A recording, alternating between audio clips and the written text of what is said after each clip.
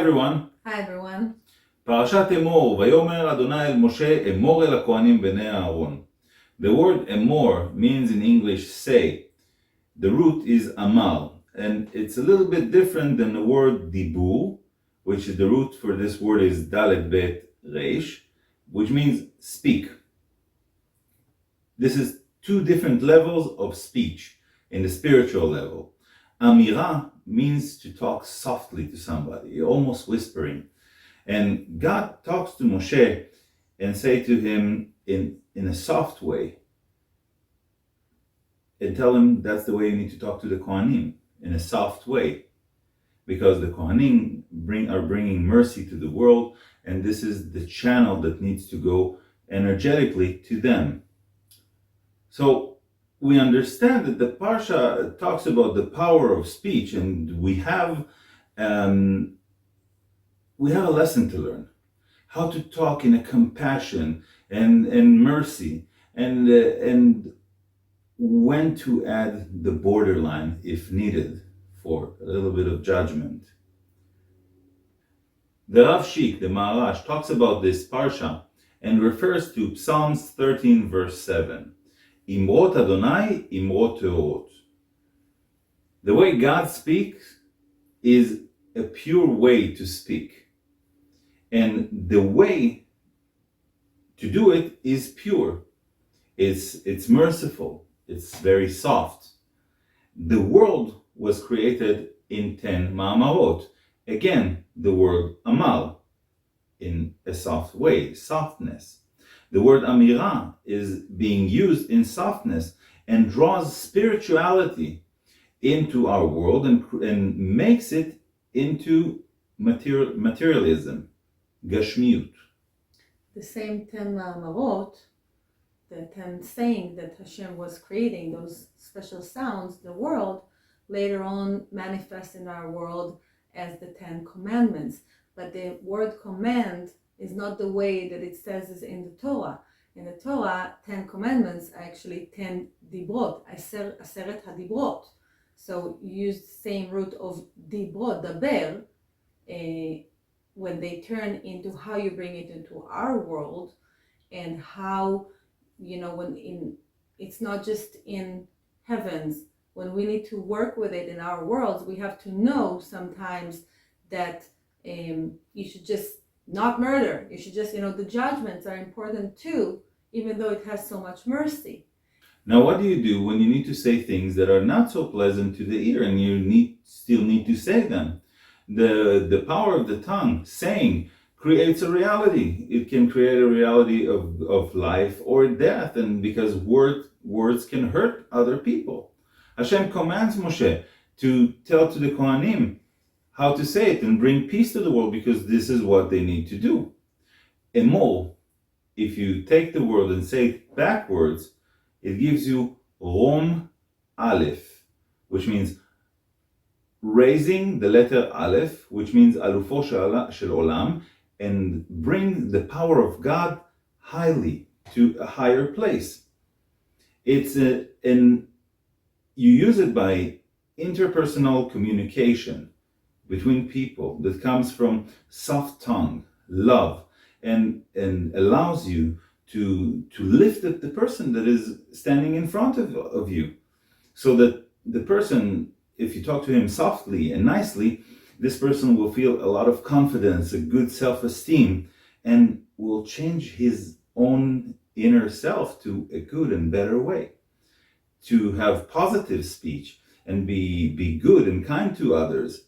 And slowly, this person that is standing in front of you, and you talk to him, he will change his way. His heart will change, and he will become good. He will become more positive, because you're injecting him with a lot of positive. When you talk to a person, you need to talk to him with respect, even if he did something wrong. And there is a very thin border between blessing and cursing a person.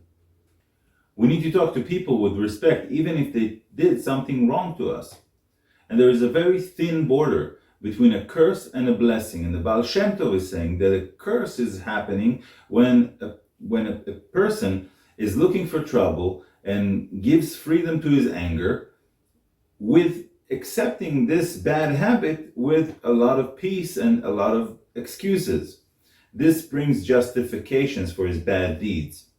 These two elements can bring this person to even curse God, chas v'shalom. Abal Shem Tov is saying that if you don't put your anger down, the anger is much stronger than pride, for instance, because anger, the word anger in Gematria is 10 times, exactly 10 times of the word pride in Hebrew, ga'ava.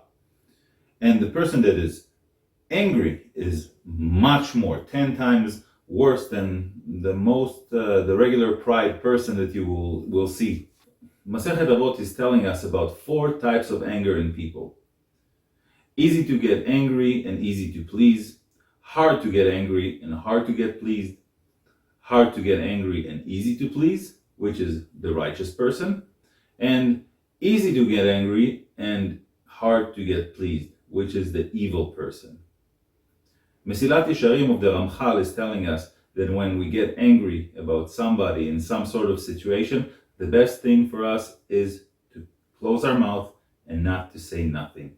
And the Baal Shem Tov is saying that the best correction is saying something good, that is chesed, and try not to get other people angry. This parasha is always coming in the middle of Sfirat HaOmer, the counting of the Omer. This is a time of 49 days that we count all the way from the holiday of Pesach to the holiday of Shavuot. Those 49 days, we have a special blessing that we say, and then we say the number of the day, and then we say other blessings too, and we do it every night. Every night we count another day. This counting is coming for us, first of all, to purify ourselves. We know that in Egypt, which is also representing in our own lives, a very negative, very place of troubles.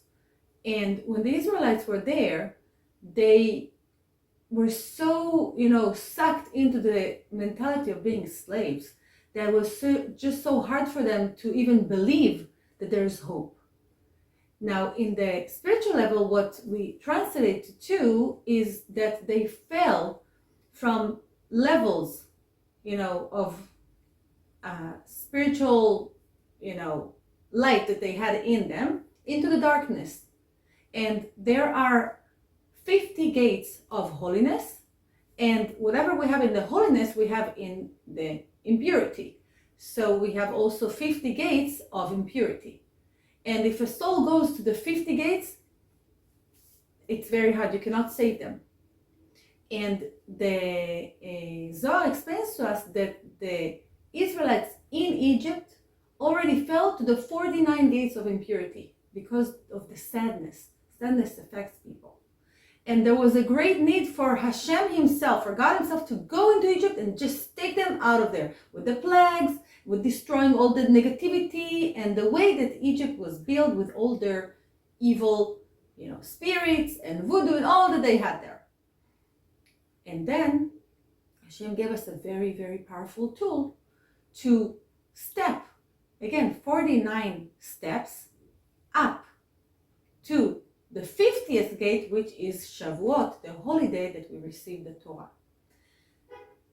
Now, this time of the year was not a negative time, but in the time of Rabbi Akiva, which was a great sage that had many, many students that were all like lions in the Torah, something happened.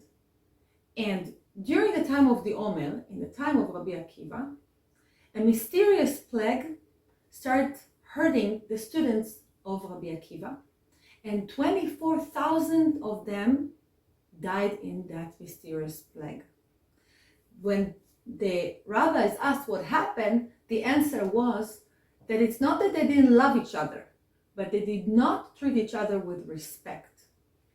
And for them to let the disagreement, when they were in such a high level of righteousness, so, such powerful tzaddikim, letting themselves argue with no respect to the other, that was enough to have the electric circuit that just took their soul. So from then on, the time of the Omer is considered a time that is lacking, and it's a time that we have a lack of light. God knows us, and He already planted, everything for us in advance.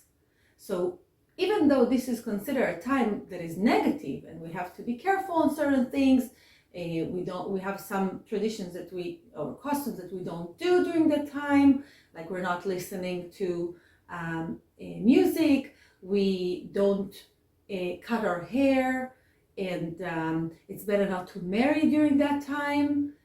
Different things that are happening during that time. Hashem also puts this beautiful parasha of Emor that all of a sudden talks about the work of the Kohanim, and especially the job and the work of the high priest, the Kohen Gadol, in the Mishkan, the tabernacle, and later on in the Holy Temple. Now, what is it in for us, right? Why are we hearing about the Kohen? So just like you said, the Kohen represents the power of mercy. And just by listening to this parasha, we connect to the power of mercy, and we can get the injection of light from Hashem to let us have a little bit of breathing light during this time, this challenging time. And the parasha also talks about the holidays, about Shabbat. And again, we know that every holiday, every Shabbat is a gate in time that special light is coming to the world for us. And just by reading about it and hearing about it, we get that light, this special spiritual breath of air, to help us to continue and elevating ourselves in this challenging time. Now also the Kohen, he could not do his job if he was not happy. So the Kohen had to show his happiness from on the outside and in the inside. So a Kohen had to be complete. He had to be perfect, complete. What does it mean? First of all, he had to be married. Because to do a job of a high priest, you have to have your soulmate with you. Second of all, he could not serve if he felt anger or he felt sadness. He had to work on himself to clean it, to elevate it, and to bring joy and happiness to his heart before he goes and serve and do his job. Because by serving, he was not just serving himself, he was serving all of the nation. And the Kohen had to shine from within and to have happiness and joy in his heart and to show it on his face. To be happy, to be smiling, to shine from completion. Because he's serving Hashem and he's serving all the people and bringing their, channeling the power of mercy for them. Now, we're not all in the same spiritual level, but we do have to understand that there are, different people are in different level, but it doesn't mean that it's static. It means that everyone can work on their level and improve, and we are, this world is like an escalator. We need to know that our direction is always to go up. And one of the things that we need to know in this world is what our duties are in this world, because that is connected to our spiritual level. And in every level we have more responsibility. In every level we have more duties, but then this is what our soul came to do in this world. And when we learn that, when we understand that, when we're not running away from it, we can really correct ourselves and be more complete. Thank you very much. Thank you very much.